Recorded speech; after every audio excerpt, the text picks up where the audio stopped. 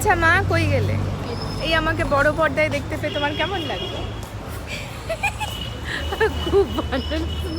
এই হাসির রোগটা আমি মায়ের কাছ থেকেই পেয়েছি।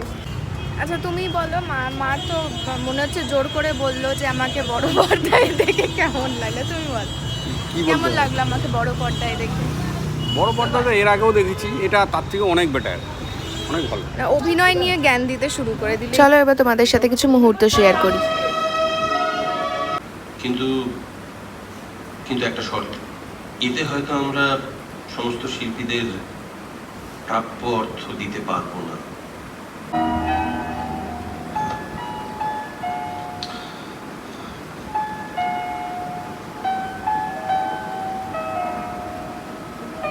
মা, বাবি তোমাকে খুব ভালোবাসে। বাবি খুব অনুতপ্ত মা, তোমার দিকে নজর রাখতে বলল। মা, বাবি কাল ফোন করেছিল, বলল বুড়ি তোর মাকে আমাকে সত্যি সত্যি তাড়িয়ে দিল। আস্তে মা, মা বাবিকে আনতে এয়ারপোর্টে তুমি গাড়ি কেন পাঠাওনি?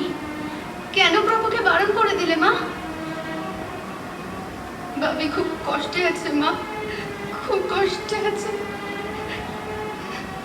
ভানু, ভানু, ভানুকে আমি বাবির কাছে পাঠিয়ে দিয়েছি মা। বাবি যে তোমার হাতের রান্না ছাড়া আর কারোর হাতে রান্না খেতে পারে না। তুমি কি জানো মা, বাবি ভবানীপুরের বাড়িতে ফিরে যায়নি।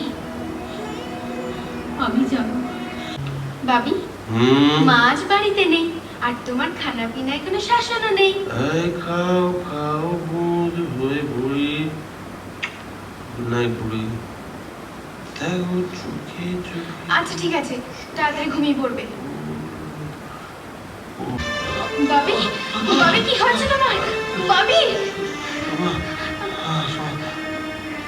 I think I'm passing away. তোর মায়ের সঙ্গে আমার দেখা হলো না রে আর। না না বাবি, তুমি দাঁড়াও, তুমি দাঁড়াও, আমি সুনীল কাকুকে ফোন করছি।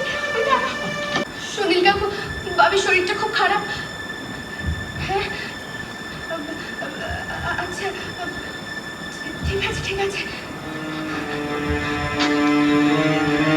বাবি, বাবি গাড়ি বের করতে তত সময় নেই, তুমি এসো আমার সাথে। আস্তে, কিচ্ছু হবে না তোমার বাবি, কিচ্ছু হবে না। বাবি আস্তে।